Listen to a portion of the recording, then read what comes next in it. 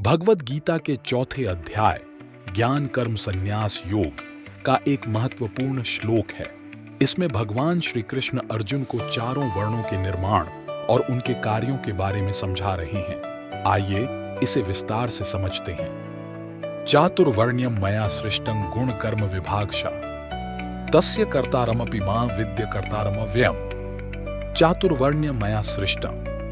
इस भाग में श्री कृष्ण यह बता रहे हैं कि समाज में चार वर्णों ब्राह्मण, क्षत्रिय, वैश्य और शूद्र की व्यवस्था उन्होंने की है। यह व्यवस्था समाज की उचित कार्य प्रणाली और सामंजस्य बनाए रखने के लिए है।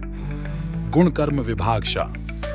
यहाँ भगवान स्पष्ट करते हैं कि वर्ण व्यवस्था गुण और कर्म पर आधारित है, न कि जन्म पर। गुण का तात्पर्य व्यक्ति के स्वभाव, आचरण और विशेषताओं से है। तीन मुख्य गुण हैं। सत्व गुण शांति, पवित्रता, ज्ञान।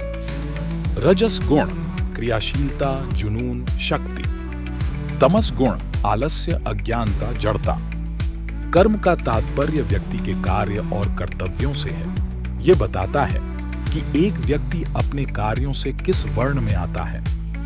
तस्य कर्तारमपि मां विद्य कर्तारमव्ययम्। श्री कृष्ण कहते हैं कि उन्होंने चार वर्णों की व्यवस्था बनाई है, लेकिन वे खुद इसमें शामिल नहीं हैं, क्योंकि वे अविनाशी और निष्क्रिय हैं। यह व्यवस्था प्राकृतिक नियमों से अपने आप चलती है और वे इसके पीछे की दिव्य शक्ति है। इस श्लोक का मुख्य संदेश है कि वर्ण व्यवस्था जन्म से नहीं, बल्कि गुण और कर्म पर आधारित है। समाज में हर व्यक्ति का स्थान उसके कर्तव्यों और स्वभाव पर निर्भर करता है, न कि जन्म पर।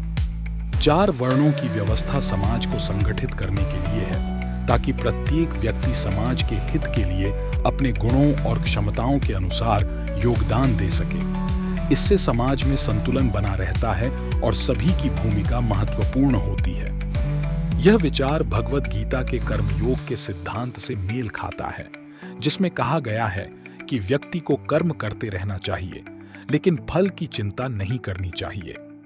इस श्लोक का एक बहुत महत्वपूर्ण संदेश यह भी है कि समाज में किसी भी व्यक्ति का दर्जा या भूमिका उसके जन्म से नहीं, बल्कि उसके कर्मों और गुणों से निर्धारित होता है। इसे ध्यान में रखते हुए सभी को अपने गुणों और कर्तव्यों के प्रति सजग रहना चाहिए और श्रेष्ठता या नीचता की भावना से बचना चाहिए।